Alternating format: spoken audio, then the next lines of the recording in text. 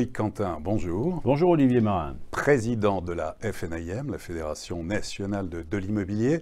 Alors vous sortez cette semaine votre baromètre régulier sur l'évolution de la conjoncture. C'est donc l'occasion de faire le point avec vous sur l'évolution des transactions, l'évolution des prix, mais aussi les tendances que l'on attend.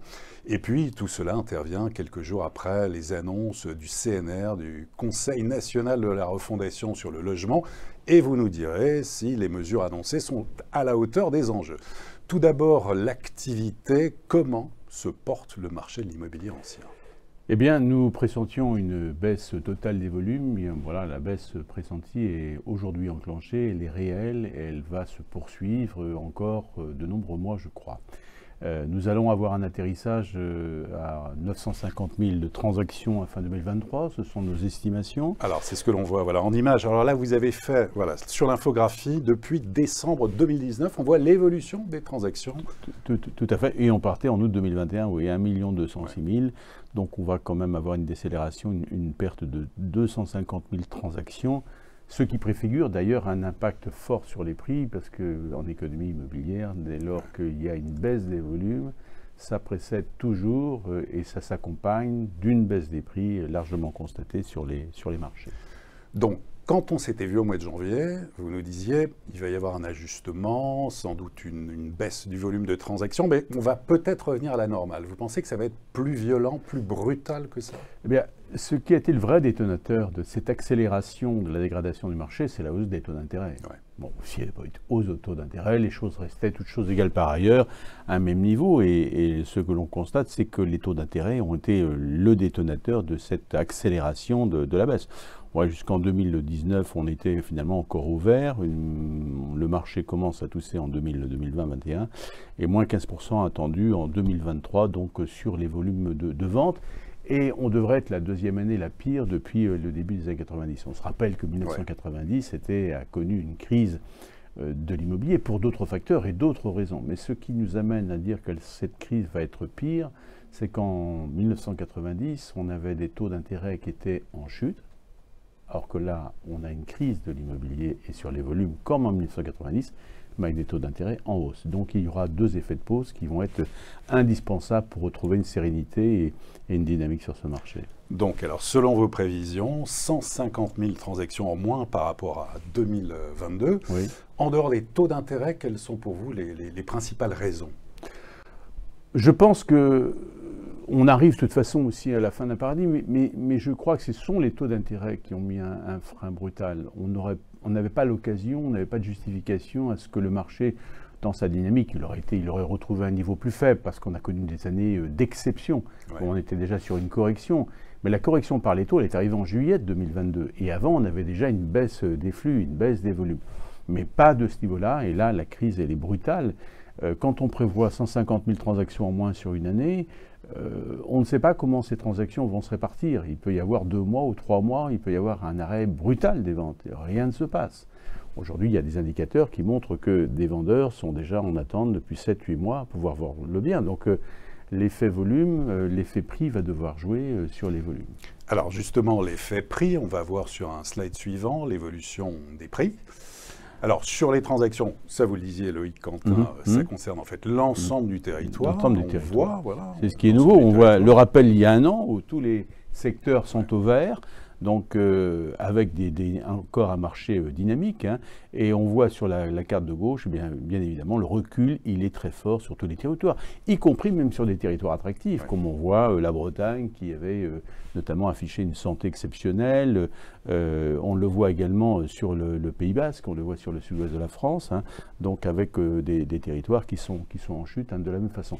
Donc cette crise, elle impacte en volume tous les territoires, à l'exception de quelques départements, peut-être sur les marchés de la montagne ou des zones peut-être touristiques. Alors, sur les prix, donc baisse du volume de transactions, baisse sur les prix, on a le sentiment, on est sur un ajustement. Il n'y a évidemment pas d'effondrement, et puis c'est principalement au secteur de la maison, en fait. Commentaire. Oui, alors là-dessus, on se rappelle sur les chiffres de 2021, on n'avait pas beaucoup d'inflation, 1,4% d'inflation, 7% de hausse.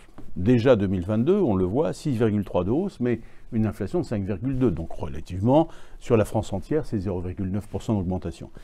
Maintenant, avec une inflation de 5,1 au 1er juin 2023, on est à 2,9%, donc c'est-à-dire qu'on est sur une baisse.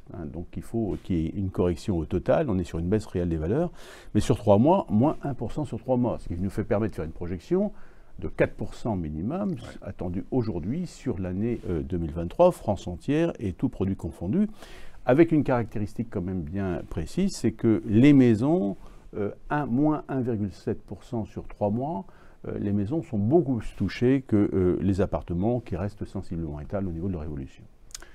Alors, il y a aussi beaucoup d'attentisme, beaucoup de particuliers qui se posent la question, est-ce qu'il faut du coup attendre? Est-ce que la hausse des taux est compensatrice par rapport à la baisse de prix? Qu'est-ce qui va se passer? Quelles sont vos projections sur l'évolution des prix? Je sais que c'est difficile, mais s'il y a une tendance au niveau national, moins 5%? Moins 5% qu'il faudrait corriger aussi de l'inflation. Donc en réalité, si on a 5% sur les niveaux des prix facial, niveau facial des prix, c'est 5% d'inflation, en réalité c'est 10%. Mais pour arriver à redonner une dynamique au marché, il faut une hausse beaucoup plus forte que celle-ci. Là aujourd'hui, on vient de rentrer dans la crise. À la fois sur la baisse des volumes, on commence à toucher du doigt la baisse des prix, et les deux phénomènes vont être corrélés ensemble jusqu'à retrouver un niveau de volume, notamment, et tant qu'on n'aura pas repris les volumes, on ne peut pas s'attendre à une reprise de prix. Donc les prix vont baisser jusqu'à la reprise des volumes. C'est ça la dynamique. Et cette reprise des volumes peut être provoquée par, sur notamment l'évolution des taux d'intérêt. Mais certains nous disent on va passer à 4,5% dans les prochains mois. Donc la projection est on attend encore, je crois, 2 hausses successives de la BCE. Donc avant la fin de l'année, nous on projette un taux d'intérêt à 4% avant la fin de l'année. Ce n'est pas tellement le niveau du taux qui est important, c'est le fait qu'il heurte de façon brutale un marché qui avait connu une dynamique qui était sous l'impulsion d'une baisse des taux depuis 1998 en réalité. À part l'épisode des subprimes, mais en réalité, on est sur une baisse tendancielle des taux d'intérêt qui ont alimenté le marché. Et là, soudainement, on remet, je dirais, à mal, on vient effectivement chahuter un marché qui avait trouvé une dynamique, et cette dynamique, elle est compromise à cette élévation des taux. Donc le temps que les prix se réajustent à cette élévation des taux et que les Français retrouvent leur capacité d'emprunt, il va y avoir du temps. Mais cette hausse, elle est quand même brutale. On a eu cette hausse des taux d'intérêt en l'espace d'une année, quand on est passé quasiment de 1 à 4 et on réduit de 20% la capacité, de 20 à 25% la capacité des ménages français. Donc on écarte, on a généré un marché d'exception, marché d'exclusion, on écarte beaucoup de Français de l'accession et on reste locataire. Alors, voilà, on voit sur le slide, c'est assez impressionnant, sur la capacité d'achat, moins 40 000 €, effectivement. Donc chute de 20% depuis janvier sur cette capacité d'emprunt. Voilà, pour une mensualité de 1 000 € sur 20 ans, donc on passe de 216 000 € précédemment au plus haut, dans les plus belles périodes, en janvier 2022, à 176 000 € de prêts qui pourraient être consentis pour un ménage disposant de cette faculté d'acquérir. Donc ça, on a renié la capacité et le pouvoir d'achat des Français. Et bien évidemment, cette capacité d'emprunt, une fois reniée, il va falloir qu'il y ait un ajustement sur les prix. Et c'est là que le marché va jouer pleinement son rôle. Donc on le voit également, la baisse du pouvoir d'achat, l'indicateur de pouvoir d'achat des ménages donc, qui est en baisse.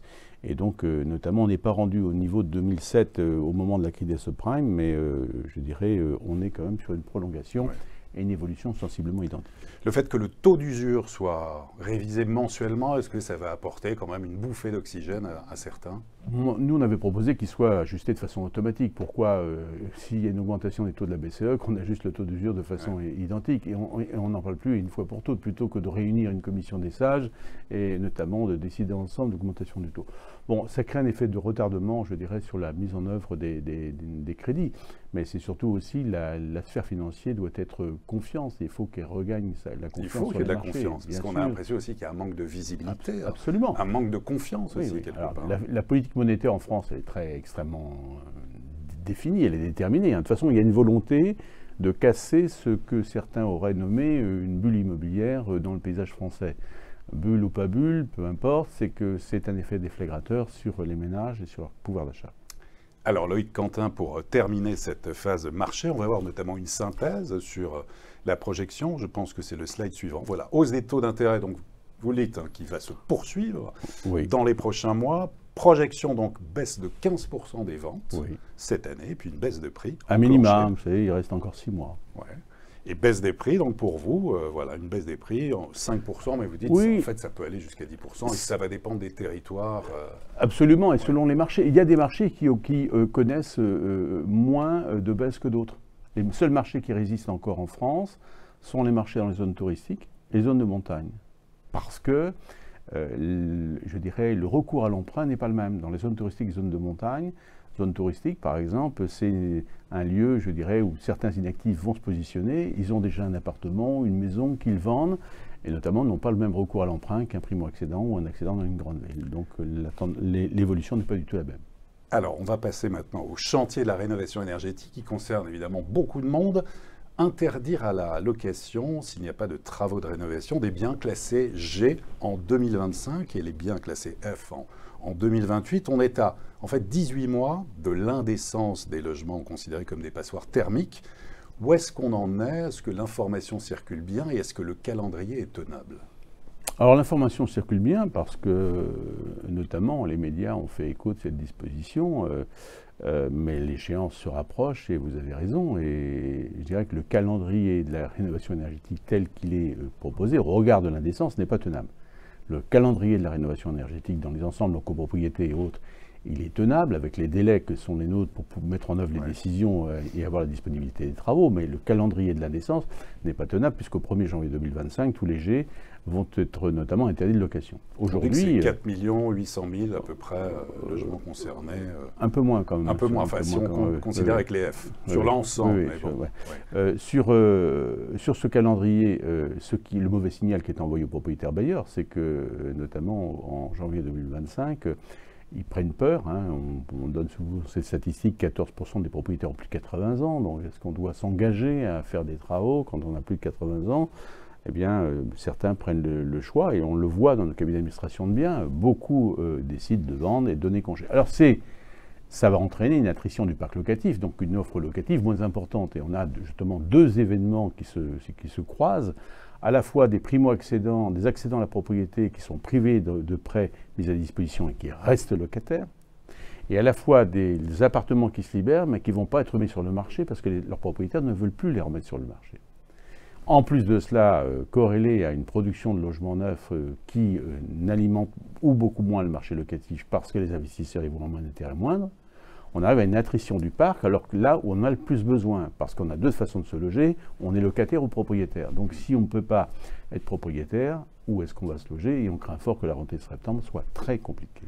Donc qu'est-ce que vous demandez? De revoir, de remettre à plat le calendrier? C'est peine perdue. Certains peuvent dire aussi, mais dans ce cas-là, on va casser la dynamique sur la rénovation. Si on commence à dire trop tôt qu'on va remettre en place ce calendrier, il vaut peut-être mieux attendre quelques mois et en fait, quand on sera à 2-3 mois... Une proposition qui est assez ancienne de la FNEM, c'était de suspendre l'indécence énergétique à l'adoption d'un plan pluriannuel de travaux. Donc cette proposition, elle a été écartée, elle n'est pas entendue. Il n'y a pas de volonté de revenir sur le calendrier. C'est un choix, c'est un choix de politique. Maintenant, les effets sur le marché vont être douloureux, je crois. Et malheureusement, ce qu'il faut dire, c'est que dans une crise comme celle-ci, ce sont les ménages les plus précaires et les plus faibles, les ressources les plus modestes qui vont souffrir le plus, de ne pouvoir accéder à la propriété, et ceux notamment qui ne pourront pas se loger. Je crois qu'il y a un moment, il faut raisonner, quoi. On a 330 000 SDF dans la rue, on ne les met pas dans le DG+, on les interdit à la location tout simplement, et ils ne sont pas encore rénovés ni rénovables tout de suite. Donc, il faut une orientation forte, je crois. Alors, comment mieux accompagner tout de même, massifier la rénovation en faisant émerger la valeur verte, non pas comme une contrainte, mais un bienfait pour tous. Confort de vie, amélioration de son bien, de sa valeur, qui ne va pas subir de décote. C'est bien aussi pour le parc ancien. Et vous voulez accompagner en vente en l'état futur de rénovation. Oui, c'est un vente en état futur de rénovation énergétique. C'est une proposition de la FNEM, donc après réflexion, puisque sur le terrain, on le voit bien. Demain, la valeur qui va s'afficher, c'est la valeur verte. Déjà, un professionnel ne peut pas prétendre à faire une évaluation sans disposer d'un diagnostic de performance énergétique, prenant bien évidemment en compte son label, et notamment de se projeter. Alors, l'exemple est simple. Depuis le 1er avril 2023, on vend une maison en monopropriété, audit énergétique, qui chiffre les travaux. Une maison qui valait 300 000 il y a un an, avant promulgation de la loi, 2 ans, 300 000, il y a 50 000 euros de travaux. La question se pose, est-ce qu'il faut ajouter ces 10 travaux ou les soustraire? 300 000 plus 50, 350, on les enlève, c'est 50 000, c'est 250 000, il y a 100 000 d'écart, c'est 33% de la valeur. En réalité, il va falloir un fléchage de la valeur verte. Et la valeur verte va trouver à s'appliquer dans les mois et les années à venir. Et c'est celle que les professionnels vont défendre. Comment on peut la défendre? On la vend soit en l'état, ou soit en l'état futur des rénovations énergétiques. Et notamment, l'état futur de rénovation énergétique, il faut peu de choses pour arriver à dater le contrat. On s'est assuré, bien évidemment, de la faisabilité du dispositif auprès de nombreux juristes et auprès de représentants de l'État. C'est un dispositif qui est issu de la vente d'immeubles à rénover, et donc avec une garantie, et notamment une prise en charge des travaux intégrée dans le prix. Les travaux sont réalisés, mis à disposition de l'acquéreur. Je crois que c'est un modèle innovant. D'ailleurs, l'État, je pense, devrait s'en saisir parce qu'on accompagne totalement les pouvoirs publics. Et là, encore une fois, dans son histoire, la FNIM va montrer qu'elle est innovante, force de proposition et à la hauteur des politiques publiques. Mais on attend que l'État aussi nous accompagne comme il se doit de le faire dans le cadre de nos stratégies et le développement de nos métiers. Alors justement, à propos de l'État et à propos de conclusion de proposition, on a évidemment beaucoup parlé du CNR. Et en fait, ce qu'il en est sorti, notamment sur des mesures, favoriser l'accession à la propriété avec le renforcement du prêt à taux zéro dans le neuf et le bail réel solidaire, développer la garantie Visale pour la location, soutenir la production et la rénovation de logements sociaux, amplifier la rénovation énergétique du parc privé. Voilà. Elisabeth Borne a annoncé quelques mesures. Pour vous, est-ce qu'on a été à la hauteur des enjeux? Je crois que tout le microsystème de l'immobilier, l'écosystème est unanimement contre notamment est déçu de ces propositions. Après 7 mois où tous les acteurs ont fait des propositions, seulement 19 d'entre elles ont été retenues et qui sont à la hauteur des enjeux et de ce qui était nécessaire pour le marché, le redynamiser. Donc aujourd'hui, exclure par exemple du prêt à taux zéro les maisons individuelles, quand on sait que c'est une partie effectivement de la production de logements et du renouvellement de logements.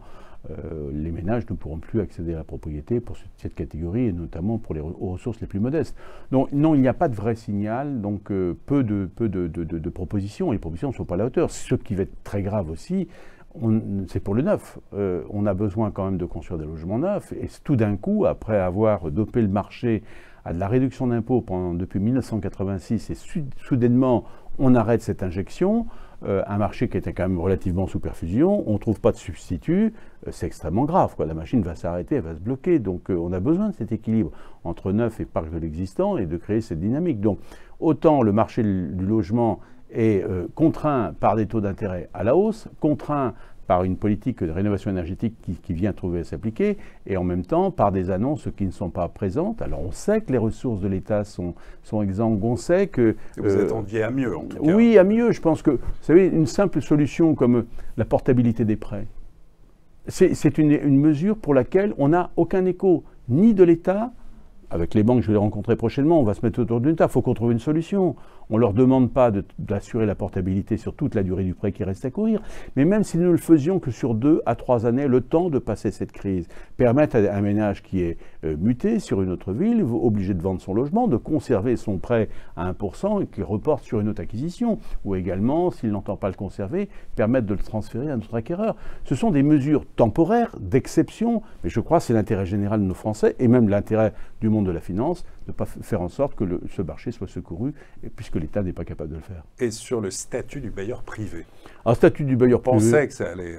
Statut du bailleur privé, oui, on en a parlé en quelques mots, oui, mais la réflexion n'est pas assez avancée. Alors, statut du bailleur privé, toujours est-il qu'aujourd'hui, c'est plus généralement, c'est toute la fiscalité du bailleur privé qu'il faut revoir. Alors Bruno Le Maire a annoncé notamment qu'il allait revoir peut-être la fiscalité sur ces locations touristiques saisonnières qui assèchent le marché locatif.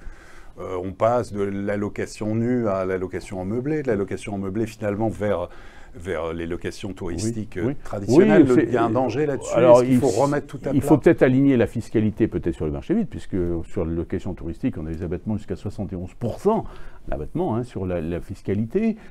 Mais ce qui est important, c'est considérer d'abord l'immobilier comme un actif normal. Est-ce que d'un côté, on a un actif financier à 30% via la flat tax, et l'immobilier, lui, sera au taux marginal d'imposition de 45% plus 17,2, 62,2%, qui de plus est soumis à l'impôt sur la fortune immobilière, qui plus est à une augmentation régulière de la taxe foncière, qui plus est soumis à l'encadrement des loyers. un permis de louer, d'autres dispositions, et la contrainte de rénovation énergétique. Fermer le banc, je crois que ça fait beaucoup de choses d'un coup. Et là, il faut, plus généralement, il faut redonner confiance au bailleur. C'est lui donner, certes, un statut, mais lui redonner confiance par un statut fiscal adapté. Et je pense que le logement des Français passe par le secteur locatif, et si on ne le soutient pas, nous allons vers de grandes difficultés. Et pour terminer, on en a beaucoup parlé, on a entendu, vous parliez d'état d'esprit, des professionnels, le fait de remettre en cause peut-être de revoir la loi Auguet, de revoir les honoraires et tout ça. Quel message avez-vous envie d'adresser? Moi, je crois que la profession est à son tournant, et un tournant qui va lui profiter. Moi, pour ma part, je suis pour un renforcement de la loi Auguet sur tous ces aspects. À la fois la formation professionnelle, mais de façon plus importante, et à la fois également par une commission de contrôle. Alors, peut-être pas une structure ordinale, on n'y viendra plus, mais une commission de contrôle. Je crois que la profession a loupé certains rendez-vous. Il n'est jamais trop tard. Le simple fait de dire qu'aujourd'hui les professionnels peuvent s'ancrer sur un contrat de vente en état futur de rénovation énergétique, c'est la preuve qu'on a besoin des compétences et on a besoin, notamment l'État a besoin des professionnels pour accompagner les politiques publiques. Aujourd'hui, le marché de l'immobilier ne se résume pas à de l'amateurisme ou une simple prise de contact sur une plateforme. Je crois qu'aujourd'hui le marché de l'immobilier se conjugue avec compétence et exigence. Loïc Quentin, merci beaucoup. Merci Olivier Marat. Et à très bientôt pour une prochaine édition du Club FNAIM.